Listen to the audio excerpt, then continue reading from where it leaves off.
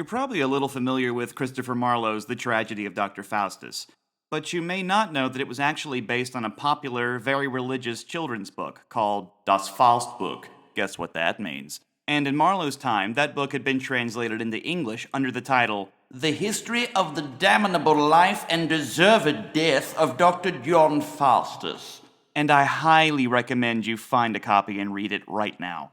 Yes, it is written in Renaissance English, but it's pretty clear that it was actually written for children to be able to understand. In fact, it's very clearly a cautionary tale, sort of a Renaissance after-school special. I'll read some excerpts for you.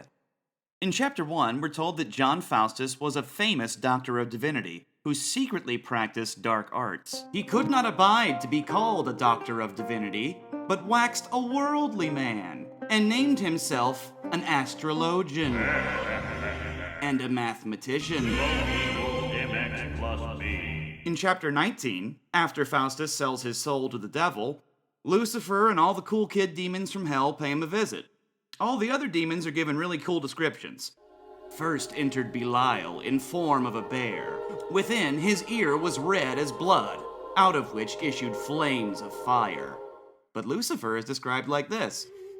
He sat in manner like a man, all hairy, but of a brown color, like a squirrel, curled, and his tail turning upwards on his back, as a squirrel's. I think he could crack nuts, too, like a squirrel.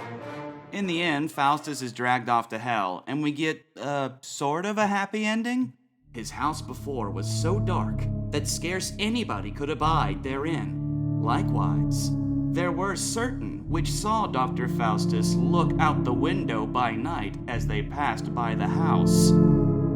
And thus ended the whole history of Dr. Faustus, his conjuration, and other acts that he did in his life, out of the which example every Christian may learn, but chiefly the stiff-necked and high-minded. Amen, amen, that I wish unto every Christian heart. Amen.